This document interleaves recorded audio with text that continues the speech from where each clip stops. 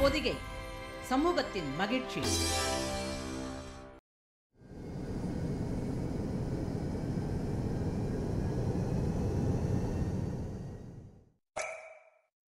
எந்த ஒரு தொழிலையும் விடுத்து வள்ளுவர் உழவு தொழில் பற்றி மட்டும் தனி அதிகாரம் அமைத்து பேசியதன் காரணம் விவசாயமே உலகின் தலை சிறந்த பணியாக எல்லா நாடுகளிலும் கருதப்படுகிறது.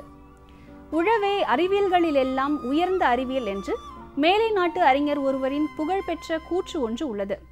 இத்தகைய மனித மற்றும் சூழியலின் அடிப்படை தொழிலான வேளாண்மை குறித்த மைல்கல்லான நம் பாரத பிரதமரின் நுண்ணுயிர் பாசன திட்டம் குறித்த விழிப்புணர்வு நிகழ்ச்சியான ஒரு துளியில் 1000 பயிர்கள் நிகழ்ச்சியை கண்டுகளித்து வரும் பொதிகை நேயர்கள் அனைவருக்கும் எங்கள் நன்றி கனிந்த வணக்கம்.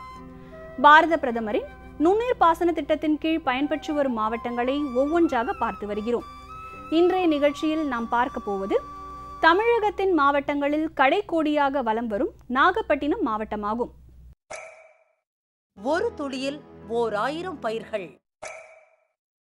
சிறப்புமிக்க நாகப்பட்டினம் மாவட்டத்தின் வளமை மற்றும் பாரத பிரதம மந்திரியின் நுண்ணீர் பாசன திட்டத்தின் கீழ் நடைபெற்று வரும் வேளாண் வளர்ச்சிப் பணிகள் மேம்பாடுகள் குறித்து நாகப்பட்டினம் மாவட்ட ஆட்சியர் முனைவர் சி. சுரேஷ்குமார் விளக்குகிறார்.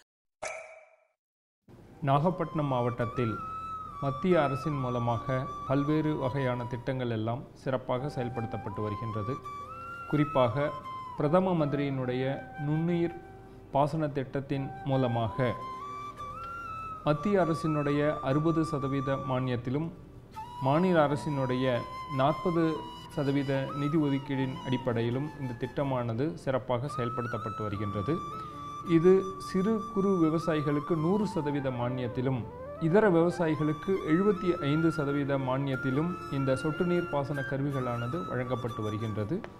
மேலும் பொது சேவை வரியானது இந்த விவசாயிகள் பயன்படுத்தக்கூடிய வகையில் 12% கொடுக்கப்பட்டு அதுவும் மாநில அரசின் மூலமாக வழங்கப்பட்டு வருகின்றது. 2015-16 ஆண்டு மற்றும் 16-17 ஆண்டிலே வேளாண் பயிர்களுக்கும் தோட்டக்கலை பயிர்களுக்கும் தோட்டக்கலைத்துறையின் மூலம் இத்திட்டம் செயல்படுத்தப்பட்டு வருகின்றது. நுண்ணுயிர் பாசன திட்டத்தின் கீழாக தெளிப்பு நீர் பாசன கருவிகளான தெளிப்பு நீர் பாசன கருவி மற்றும் மலைத்தூவான்கள் விவசாயிகளுக்கு வழங்கப்பட்டு வருகின்றது. நாகப்பட்டினம் மாவட்டத்தில் வேளாண்மை துறையின் மூலமாக நெல், பயிர் வகைகள், எண்ணெய் வித்துக்கள், கரும்பு, தென்னை, எண்ணெய் பனை போன்ற பயிர்கள் பயிரிடப்படுகின்றன. இதில் பயிர் வகை பயிர்களுக்கு அதிக அளவு தெளிப்பு நீர் கருவிகள் வழங்கப்பட்டு வருகிறது. தென்னை மற்றும் எண்ணெய் பனை மற்றும் பருத்தி பயிர்களுக்கு சொட்டு நீர் பாசன கருவிகள் அமைப்பதற்காக நடவடிக்கை மேற்கொள்ளப்பட்டு வருகிறது. தோட்டக்கலை பயிர்களுக்கு தோட்டக்கலைத்துறையின் மூலமாக இத்திட்டமானது செயல்படுத்தப்பட்டு வருகிறது. மாவட்ட ஆட்சியர் தலைமையில் மாதந்தோறும் விவசாயிகள் குறைதீர்க்கும் நாள் கூட்டத்தில் ஒவ்வொரு மாதமும் இத்திட்டம் குறித்து விவசாயிகளுக்கு விரிவாக எடுத்துக் கூறப்படுகிறது. ஒவ்வொரு வாரமும் வேளாண்மை துறை, தோட்டக்கலைத்துறை மற்றும் வேளாண் பொறியியல் துறை மூலமாக நுண்ணுயிர் பாசன நிறுவன பிரதிநிதிகளுடன் இணைந்து அந்த ஆய்வுக் கூட்டமானது நடத்தப்பட்டு இந்த திட்டத்தின் செயல்பாடுகள் தொடர்ந்து கண்காணிக்கப்பட்டு வருகின்றது. பிரதம மந்திரியினுடைய நுண்ணுயிர் பாசன திட்டத்தின் மூலமாக 2016-17 ஆண்டு முதல் 2018-19 ஆண்டு வரை 7691.72 ஹெக்டேர் பரப்பளவில் செயல்படுத்துவதற்காக 21.24 கோடி நிதியானது பெறப்பட்டிருக்கின்றது. இதுவரை 6302 விவசாயிகளுக்கு 6315 ஹெக்டேர் பரப்பிற்கு இணையதள பதிவேற்றமானது செய்யப்பட்டிருக்கின்றது. இதுவரை 1429 விவசாயிகளுக்கு 1186.66 ஹெக்டேர் பரப்பில் ரூபாய் 3.23 கோடி மானியத்தில் பாசன கருவிகளானது வழங்கப்பட்டிருக்கின்றது. அதே போன்று தோட்டக்கலைத்துறையின் மூலமாக 2015-16 ஆண்டிற்கு 2098 பயனாளிகளுக்கு 1087.737 ஹெக்டேர் பரப்பளவில் 399.82 லட்சமும் 2016-17 ஆண்டிற்கு 1135 பயனாளிகளுக்கு 526.3 ஹெக்டேர் பரப்பளவில் 224.52 லட்சம் சாதனை அடையப்பட்டிருக்கின்றது. அதேபோன்று 2017-18 மற்றும் 18-19 ஆகிய நிதியாண்டிற்காக 1650 ஹெக்டேர் பரப்பளவிற்கு 855 லட்சம் ஒதுக்கீடாக பெறப்பட்டிருக்கின்றது. இதிலே 1253 விவசாயிகளுக்கு 1100 ஹெக்டேர் பரப்பளவில் இணையதளத்தில் பதிவேற்றம் செய்யப்பட்டிருக்கின்றது. 849 ஹெக்டேருக்கு ஒப்புதல் அளிக்கப்பட்டு 515 ஹெக்டேர் பரப்பளவிற்கு பணி ஆணையானது வழங்கப்பட்டிருக்கின்றது. அது மட்டுமல்லாது 62 விவசாயிகளுக்கு 14.26 லட்சம் மானியமாக விடுவிக்கப்பட்டிருக்கின்றது. நுண்ணுயிர் பாசன பதிவு முகாம் அனைத்து வட்டாரங்களிலும் கிராம அளவில் நடத்தப்பட்டு உரிய பயனாளிகளை தேர்வு செய்து அந்த இலக்கினை பெறுவதற்கான சிறப்பு நடவடிக்கைகள் மேற்கொள்ளப்பட்டு வருகின்றது.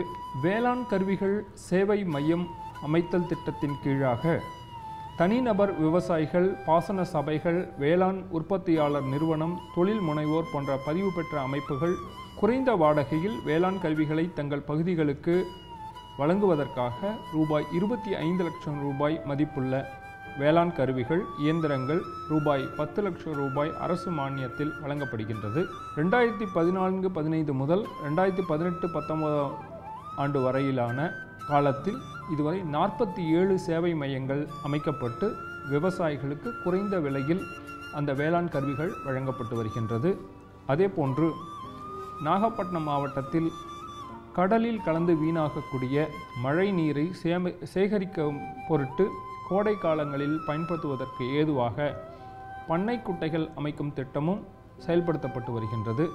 நாகப்பட்டினம் மாவட்டத்தில் 2017-18 ஆண்டு வரை இதுவரை 2838 பண்ணை குட்டைகள் அரசு மானியத்தில் அமைத்து விவசாயிகள் பலனடைந்து வருகின்றார்கள். சீர்காழி வட்டார வேளாண் உதவி இயக்குனர் கா. பூவலிங்கம் அவர்கள் நுண்ணீர் பாசன திட்டத்தின் கீழ் தண்ணீர் பற்றாக்குறையை சமாளிப்பது குறித்தும் மற்றும் விவசாயிகளின் வருவாயை 3 மடங்கு வரை உயர்த்தி ஈட்டுவது குறித்தும் பேசுகையில், நம்மளுடைய தாரக மந்திரமான விவசாயத்தில் 2 மடங்கு உற்பத்தி 3 மடங்கு வருமானம்ங்கிற விஷயத்தில் வச்சுக்கிட்டு தண்ணீர் பற்றாக்குறையை மிகவும் சாமர்த்தியமாக சமாளித்து எந்த இடத்துலையும் தண்ணீர் வீணாகாமல் இந்த நுண்ணிய பாசன திட்டத்தின் மூலம் விவசாயிகள்கிட்டயே கொண்டு போய் சேர்த்துருக்குறோம். இந்த திட்டத்தினுடைய விவசாயிகளுக்கு எல்லாருக்கும் தெரியணுன்றதுக்காக மாலை நேர கூட்டங்கள், சிறப்பு முகாம்கள் அவங்க பல கிராமங்கள்லையும் நடத்திக்கிட்டு இருக்கிறோம். அந்த கிராமங்களில் நடத்துறதுனால விவசாயிகள்கிட்டயே இந்த திட்டம் மிக வரவேற்பப்பட்டிருக்கு. பல பேர் விவசாயிகள் ஆன்லைனில் எங்கள்கிட்ட பதிவு பண்ணிக்கிறாங்க. அவங்கள முன்னுரிமையின் அடிப்படையில் விவசாயிகளுக்கு இந்த திட்டங்களை நாங்கள் கொண்டு போய் சேர்த்துட்ருக்குறோம். 707 ஹெக்டார் டார்கெட்டு வர 27ஆம் தேதிக்குள்ளே எங்களுக்கு முடிஞ்சிடும். நாங்கள் அதுக்கடுத்து கூடுதலாக கூட நாங்கள் செய்ய இருக்கிறோம். விவசாயிகளிடையே இந்த திட்டம் பாரத பிரதமருடைய நுண்ணுயிர் பாசன திட்டம் மிக வரவேற்பை பெற்றிருக்கிறது. நாகப்பட்டினம் மாவட்டம் குமாரக்குடி கிராமத்தில் வசிக்கும் பயனாளியான கா.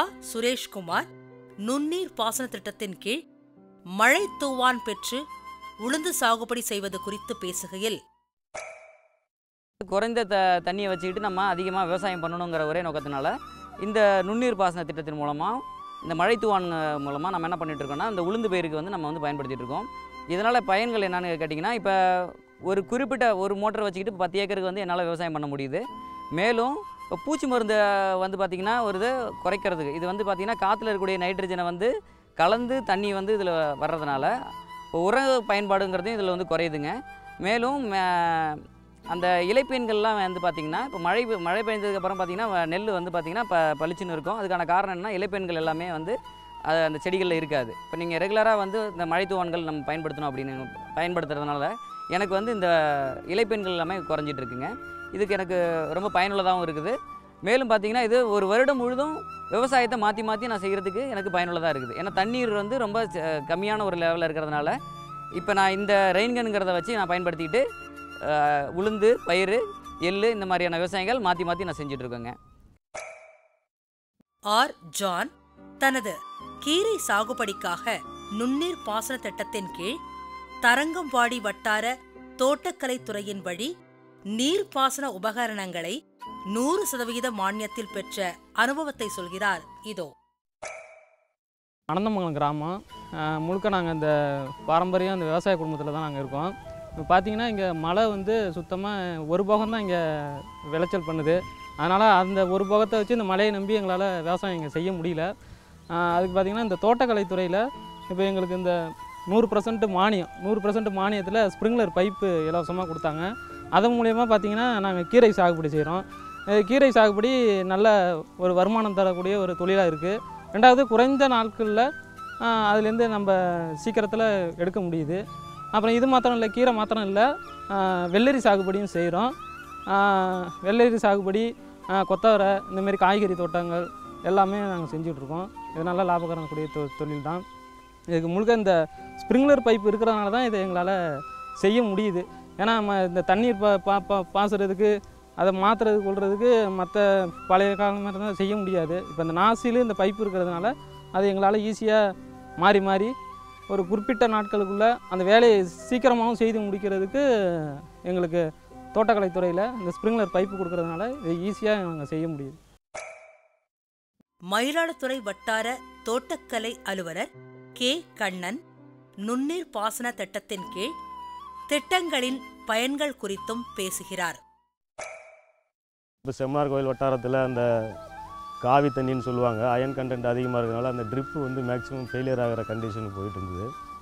அப்புறம் ஒரு யுக்தி வந்தனால இப்போ நம்ம ஸ்ப்ரிங்க்லர்னு ஒரு தெளிப்பு நீர் பாசனம் வந்ததுனால இப்போ அதுதான் இப்போ அதிகமாக நம்ம டெல்டா மாவட்டங்களில் நல்ல ஒரு வரவேற்பை பெற்றிருக்கு. விவசாயிகள் மத்தியிலையும் அதை நல்லா யூஸ் பண்ணுறாங்க. என்னென்னா இங்கே பெரிய விவசாயிகள் இல்லாமல் மேக்ஸிமம் வந்து சிறு குறு விவசாயிகள்லாம் தோட்டக்கலை பயிர்களில் வந்து ஈடுபடுறாங்க. அந்த ரைஸு இல்லை பேடி முடிஞ்சதுக்கப்புறம் உள்ள சின்ன சின்ன ஏரியாவில் நம்ம தோட்டக்கலை பயிர்களை நாங்கள் கிராப் டைவர்சிஃபிகேஷன் ப்ரோக்ராம் பண்ணி டெவலப் பண்ணிகிட்டு இருக்கோம். அதுக்கு வந்து இந்த சொட்டு நீர் பாசனத்தை விட தெளிப்பு நீர் பாசனம் வந்து மிகுந்த வரவேற்பு பெற்றிருக்கு. இப்போ செம்மனார் கோயில் வட்டாரத்தை பார்த்திங்கன்னா இந்த வருஷம் ஒரு 165 ஹெக்டருக்கு இலக்கீடு நாங்கள் பெற்றிருக்கோம்.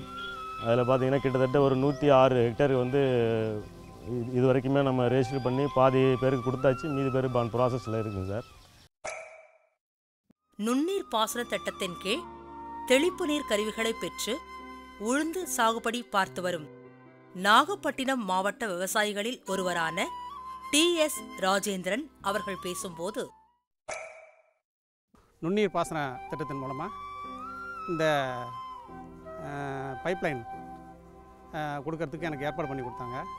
எனக்கு கிட்டத்தட்ட ஒரு 4-5 ஏக்கர் நிலத்தையும் காய்கறி, உளுந்து, நெல் இது எல்லாமே கலந்து விவசாயம் பண்ணுறதுக்கு எனக்கு வசதியாக இருக்குது சார். நுண்ணீர் பாசன திட்டத்தை ஏற்பாடு செஞ்சு கொடுத்த வேளாண்மை துறைக்கு என்னுடைய நன்றியை தெரிவிச்சுக்கிறேன்.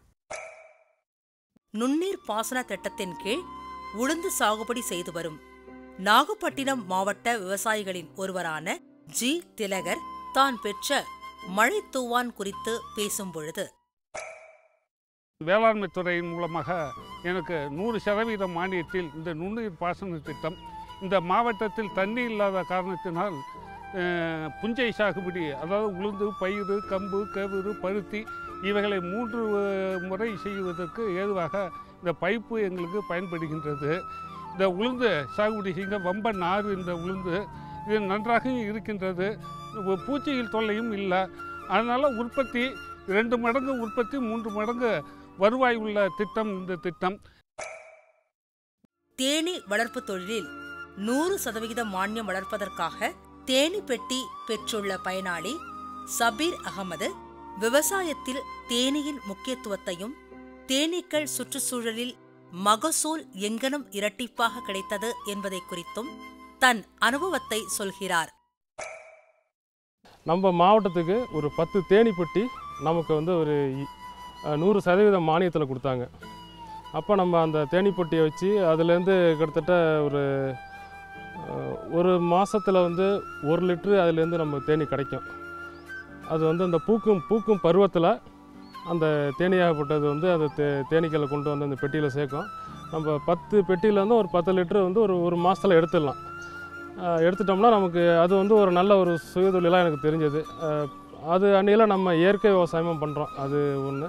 ரெண்டாவது இந்த தேனீக்கள் பார்த்திங்கன்னா ஒரு இடத்துல நம்ம தேனி பெட்டியை வைக்கிறப்ப சுற்று வட்டாரத்தில் வந்து அதனுடைய காய்ப்பு திறன் வந்து அதிகமாகிடும்.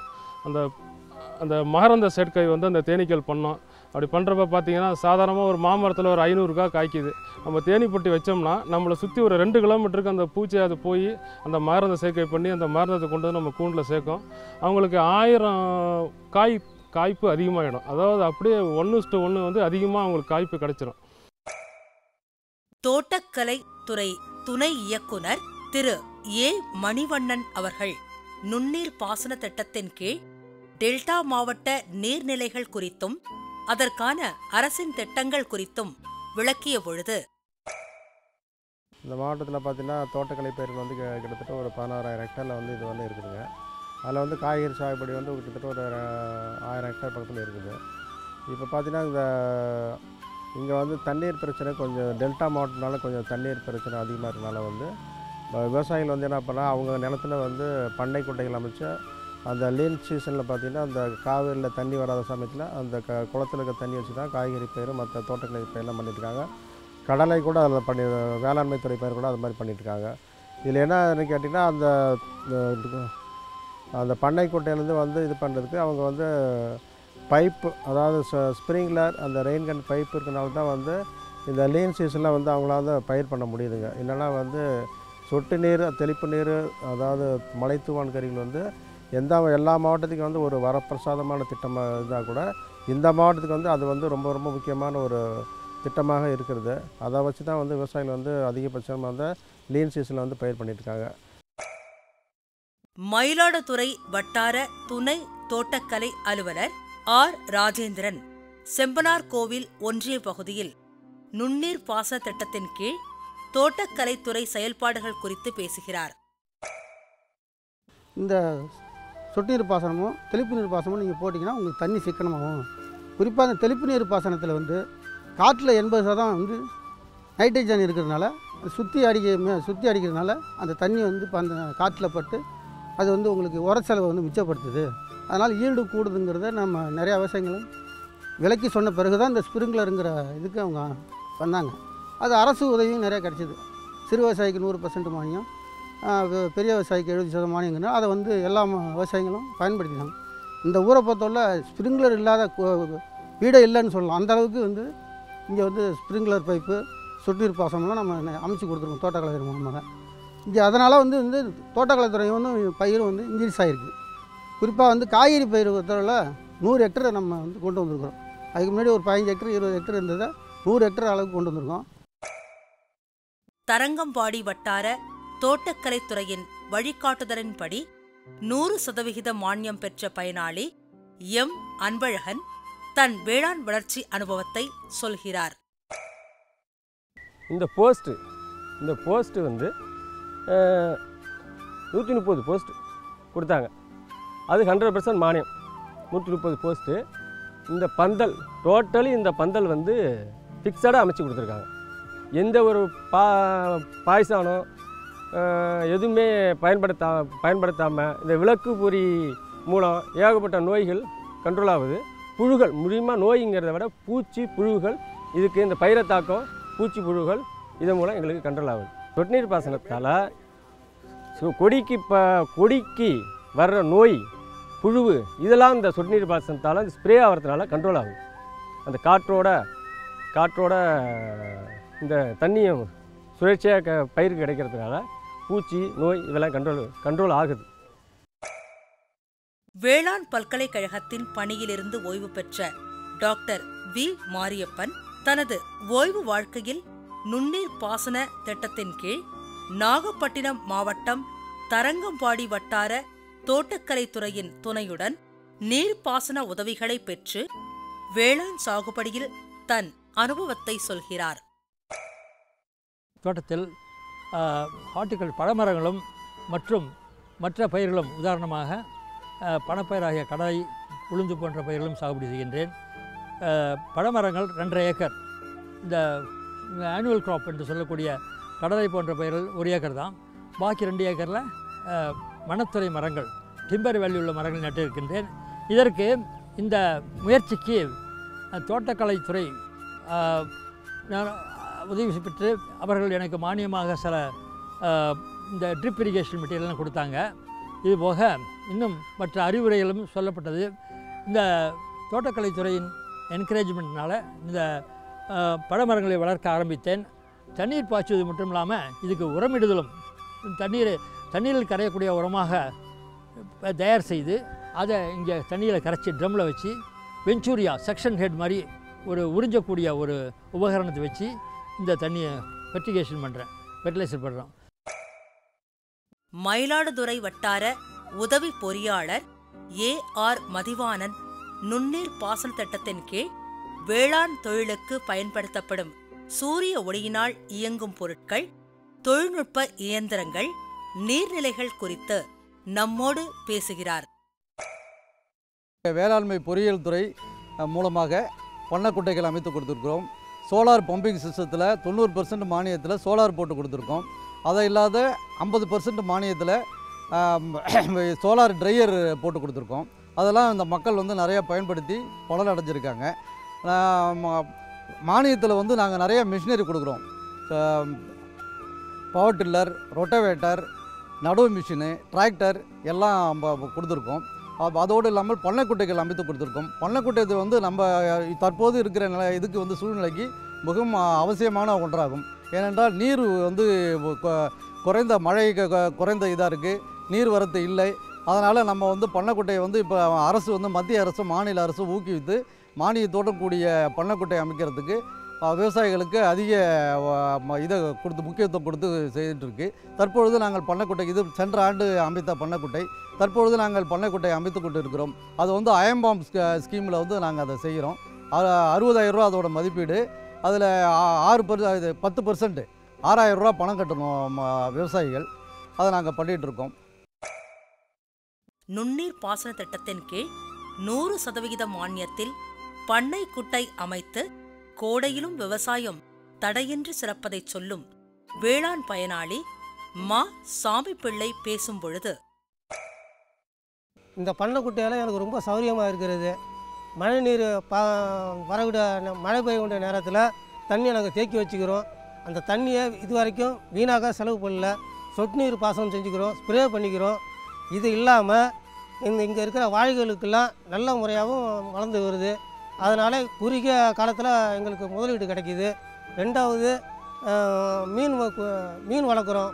கூட்டின மீன், ரோகு, மிரால், கெண்டை இந்த மீன்லாம் வளர்க்குறோம். இதால் எனக்கு ரொம்ப சௌகரியமாக இருக்குது. மழை நாளில் சேகரித்த தண்ணி இப்போ கோடையில் மழை கிடைக்கிறது இல்லை. அதனால் ஸ்ப்ரே மூலமாக நாங்கள் சாவடி பண்ணுறோம். எங்களுக்கு ஊக்குவித்த அந்த வேளாண் பொறியியல் துறைக்கு நன்றியை சொல்லிக்கிறோம். நுண்ணீர் பாசன திட்டத்தின் கீழ் 100% மானியத்தில் சூரிய கூடார உலர்த்தியை பெற்ற நாகை மாவட்டத்தின் கீழமதூர் கிராமத்தை சேர்ந்த பயனாளி என் சந்திரசேகரன் பேசும் பொழுது, தேசிய வேளாண் வளர்ச்சி திட்டத்தின் கீழ் மயிலாடுதுறை வேளாண் பொறியியல் துறை மூலமாக எனக்கு இந்த சோலார் ட்ரையரை வழங்கப்பட்டுள்ளது. இதனுடைய எனக்கு இது 50% மானியத்தில் வழங்கியுள்ளார்கள். இதனை வந்து விவசாய பொருட்களான அனைத்தையும் இதில் உலர்த்துவதற்காக பயன்படுத்தி வருகிறேன். தற்போது நான் விவசாயம் செய்துள்ள அவுரி இலையை தற்போது இதில் உலர வைத்து கொண்டிருக்கிறேன். இது வந்து ஹேர் டைக்காக பயன்படுத்தப்படுகிறது. இதை காய வைத்து நாங்கள் எடுக்கிறதுக்கு பயன்படுத்துகிறோம். இதில் நெல், பருப்பு எல்லா வகையான தானியங்களையும் உலர்த்தலாம். உலர்த்தி மதிப்பு கூட்டி விற்கிறதுக்கு இதை பயன்படுத்துகிறோம். எங்களுக்கு அதிக நல்ல பயனாக இருக்குது. இதை வழங்கிய வேளாண் பொறியியல் துறைக்கும் NADP திட்டத்துக்கும் என்னுடைய நன்றியை தெரிவித்துக் கொள்கிறேன்.